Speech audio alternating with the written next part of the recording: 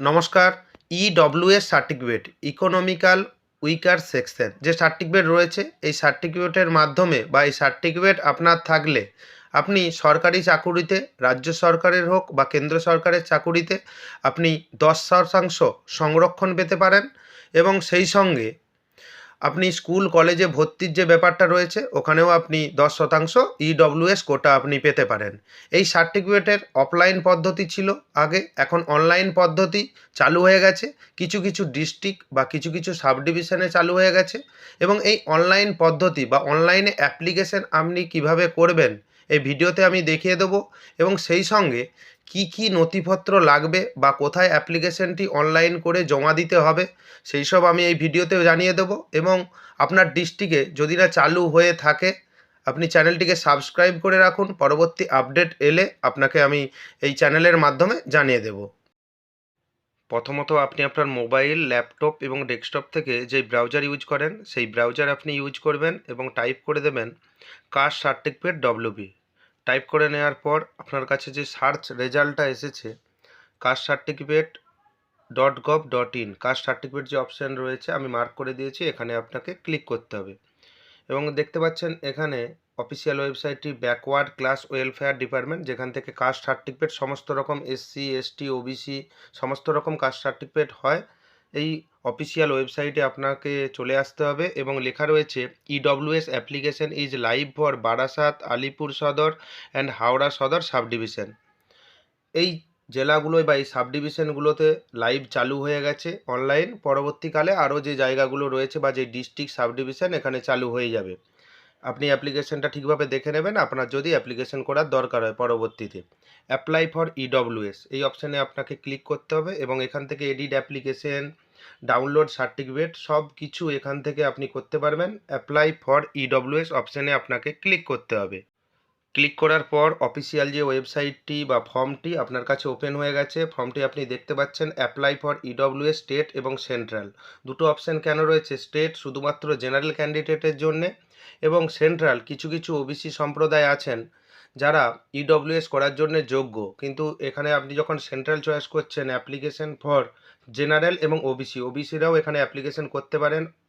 Already পসেড state format certificate এখানে select অপশানে click করলেন। স্টেট ফরম্যাট আপনার কাছে যদি সার্টিফিকেট থাকে ইয়েস করে দেবেন, নতুবা নো করে দিলেও কোনো অসুবিধা নেই।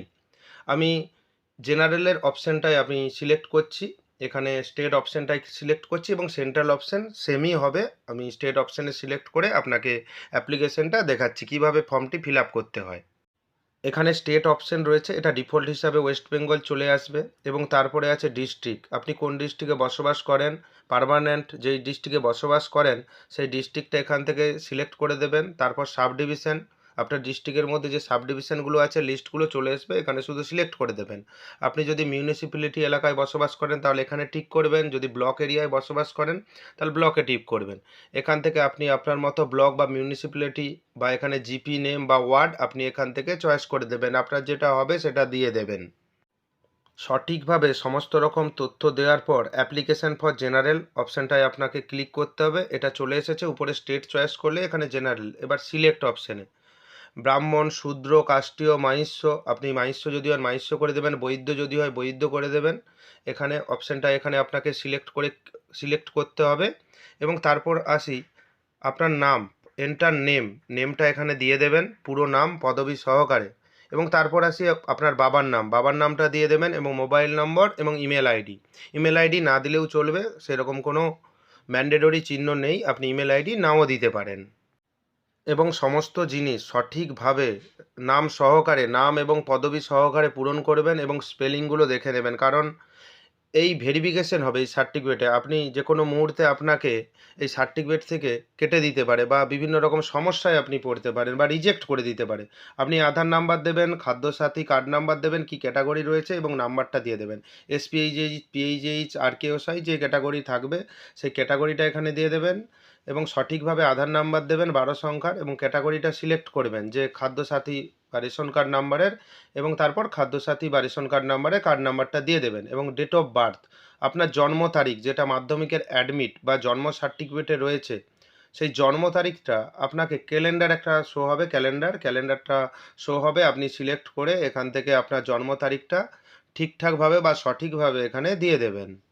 যেই জন্ম তারিখ আপনার বার্থ সার্টিফিকেট বা মাধ্যমিকের অ্যাডমিট বা সার্টিফিকেটে রয়েছে, এবং প্লেস অফ বার্থ দিয়ে দেবেন, ডিস্ট্রিক্ট আপনার কোন জেলা যেখানে জন্মগ্রহণ করছে সেই জেলার নামটা দিয়ে দেবেন, এবং পুলিশ স্টেশন কোন পুলিশ স্টেশনের আন্ডারে জন্মগ্রহণ করেছেন, কোন পুলিশ স্টেশন লোকাল পুলিশ স্টেশনের নামটা এখানে দিয়ে দেবেন, এবং ভিলেজ বা টাউন যেখানে রয়েছে, আপনি যদি গ্রামে বসবাস করেন ভিলেজ হয়ে যাবে, আপনি যদি শহরাঞ্চলে বসবাস করেন তাহলে এখানে টাউনের নামটা এখানে দিয়ে দেবেন। দিয়ে তারপর সঠিকভাবে দেখে নিয়ে নেক্সট অপশানে আপনাকে ক্লিক করতে হবে। নেক্সট অপশানে ক্লিক করার পর present address for last 6 month, আপনি 6 মাসের যে প্রেজেন্ট অ্যাড্রেস আপনি যেখানে বসবাস করেন, যে কেয়ার অফ অপশানটা রয়েছে সেটা আপনার পিতা বা স্বামীর নাম আপনি দিয়ে দেবেন, যদি মহিলা হয় স্বামীর নাম দিয়ে দেবেন, এবং বিবাহিত মহিলা হলে, এবং যদি পুরুষ হন তাহলে আপনি পিতার নাম দিয়ে দেবেন। State, district, police station, GP বা ওয়ার্ড, আপনি যদি গ্রাম পঞ্চায়েত এলাকায় বসবাস করেন তাহলে জিপি এবং ওয়ার্ডের নাম দিয়ে দেবেন যদি মিউনিসিপ্যালিটি এলাকায় বসবাস করেন, এবং ভিলেজের নাম দিয়ে দেবেন, গ্রামের নাম, পোস্ট অফিসের নাম দিয়ে দেবেন, এবং পিনকোড দিয়ে দেবেন। এবং ডান দিকে যে অপশানটা রয়েছে সেম অ্যাজ প্রেজেন্ট, সেম আপনি যদি 6 মান্থ যেখানে প্রেজেন্ট অ্যাড্রেসে বসবাস করছেন সেটা যদি আপনার পার্মানেন্ট অ্যাড্রেস হয় তাহলে আপনি এখানে সেম অ্যাজ যে প্রেজেন্ট যে অপশানটা রয়েছে ওখানে আপনি ইয়েস করে দেবেন, তাহলে অটোমেটিক্যালিভাবে এটা ফিল আপ হয়ে যাবে। ডিস্ট্রিক্ট স্টেট যদি আলাদা হয় আলাদা করে দেবেন। এনিমোর আরও যদি কোনো অ্যাড্রেস আপনার থাকে বসবাসে তাহলে আপনি এখানে ইয়েস করতে পারেন, নতুবা নো করে দেওয়াটাই বেটার। এবং নেক্সট অপশানে আপনাকে ক্লিক করতে হবে।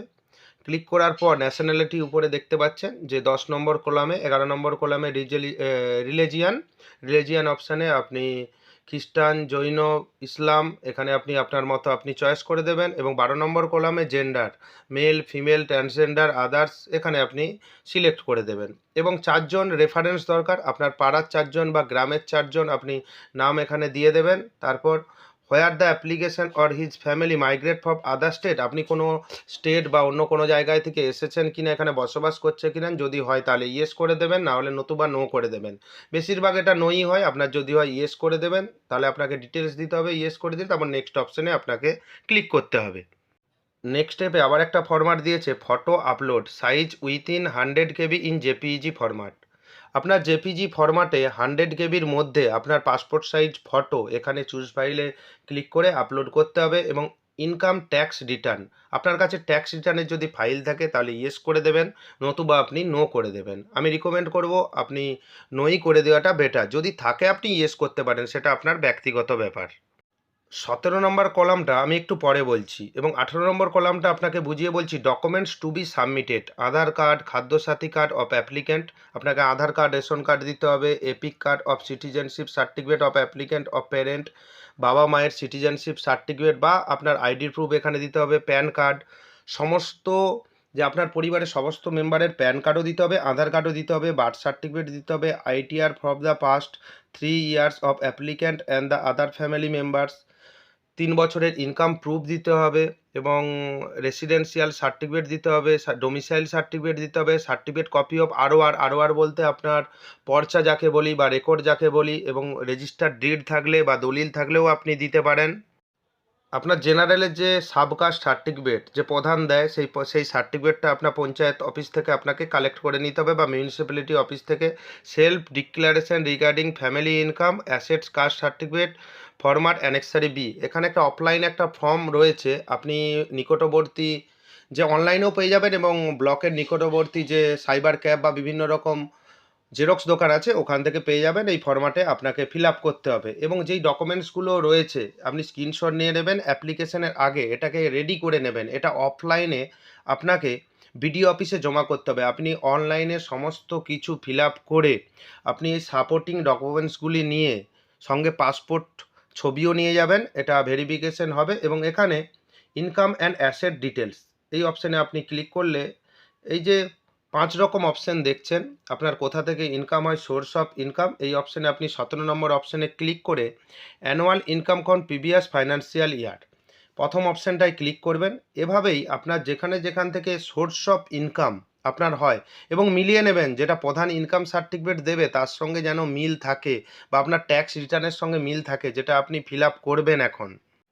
তা না হলে ভেরিফিকেশন প্রসেসে আপনার অটোমেটিক্যালি রিজেক্ট করে দেবে আপনাকে, সেখানে কোনো আর নতুন করে আবার অ্যাপ্লাই করতে হবে, কোনো রাস্তা আর থাকবে না। এখানে সেলফ করে দেবেন, ফাদার, মাদার, স্পাউস, যার যেরকম ইনকাম, যদি ইনকাম জিরো হয় জিরো করে দেবেন।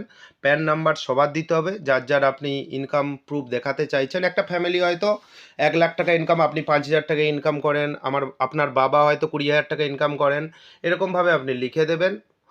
এই ফর্মটি অফলাইনেও সেম, কিন্তু অনলাইনে এটা করে দিয়েছে। এবং আপনি এখানে স্যালারি লিখে দেবেন, বিজনেস থেকে, এগ্রিকালচার থেকে কত ইনকাম, এবং সব শেষে দেখতে পাচ্ছেন টোটাল এখানে অ্যামাউন্ট দিয়েছে। আপনি যখন আপনার বাবার যখন এখানে প্যান নাম্বার দিয়ে ফিল আপ করবেন, এখানে যোগফল এখানে চলে আসবে যে টোটাল কত ইনকাম। টোটাল হয়তো 1,50,000 টাকা আপনার বছরে ইনকাম, 1,50,000 টাকা। আপনি হিসাব করে এখানে করবেন ঠিকঠাকভাবে, না হলে ভুল হয়ে গেলে আপনার অ্যাপ্লিকেশনটি রিজেক্ট হয়ে যাবে। ঠিক একইভাবে আপনার মায়ের ইনকাম যদি জিরো হয়, আপনি প্যান কার্ড কিন্তু ম্যান্ডেটরি, এখানে প্যান কার্ড, এখানে আপনার প্যান কার্ড নাম্বারটা বসাতেই হবে, না হলে খুব প্রবলেমে পড়ে যাবেন, কোনো অ্যাপ্রুভাল হবে না।